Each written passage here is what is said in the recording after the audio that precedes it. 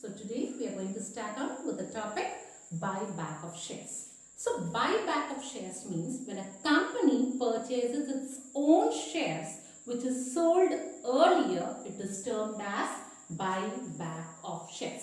Okay, once again, purchase of its own shares by the company is termed as buyback of shares. And it is given in section 68 of Companies Act. So, when a company goes for buyback of shares, generally this buyback of shares can be made from three sources. That is, when a company can buy its own shares from three sources. The first one is from the existing shareholders, the second one is from the market, and the third one is from the employees. That is, if any shares are given to the employees in the form of stock option scheme or in the form of sweat equity shares, that can be repurchased by the company. So when a company is buying back its shares, then a company has to pay money, isn't it? And this money can be obtained by the company from three sources. Okay, the money needed for buyback can be obtained by the company from three sources. The first one is from free reserves. The second one is any amount deposited in security premium account can be taken in order to buy back shares.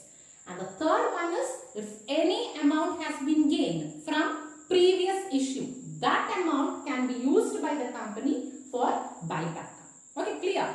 So when a company goes for buyback of shares, it can use the amount which is deposited in reserves, in security premium account, and the amount what it gets from proceeds of issue of shares.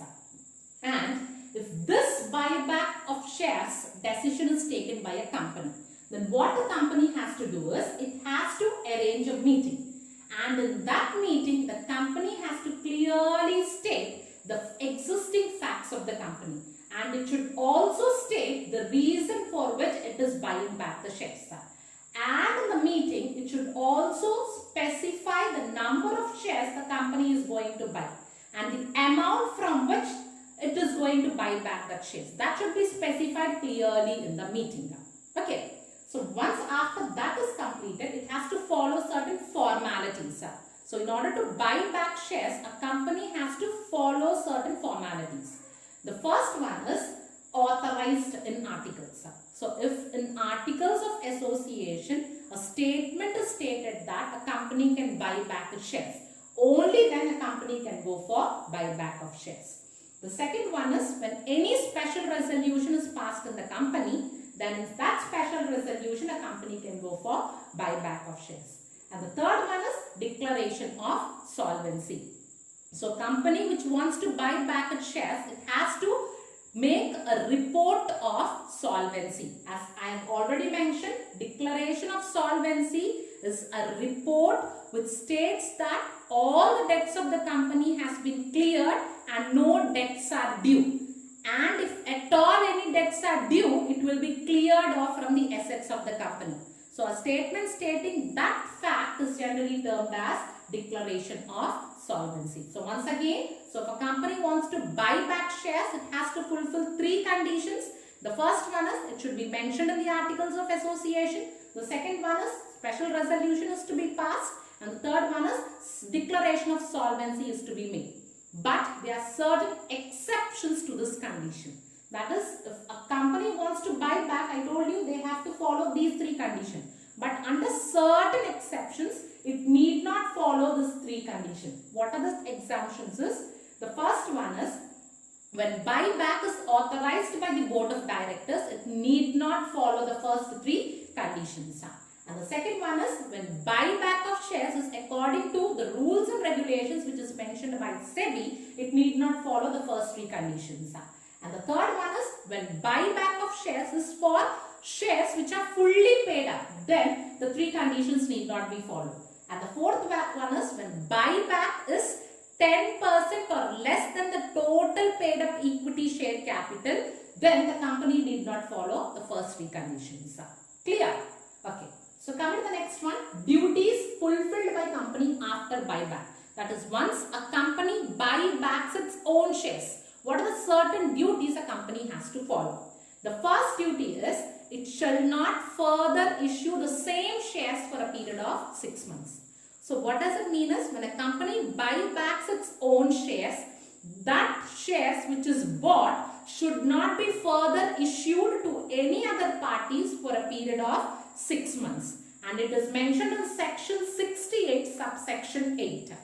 And the second duty is all the register regarding buyback of shares should be maintained by the members. And it is mentioned in 68 subsection 9. And the third duty is return of buyback should be maintained by the company.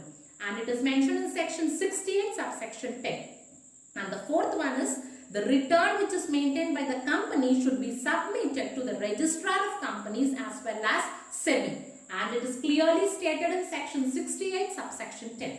And the last one is penalty. That is, if any company fails to follow the provisions which is mentioned for buyback in Companies Act, then that companies will be imposed a fine of 1 lakh which may extend to 3 lakhs or imprisonment, or both fine plus imprisonment.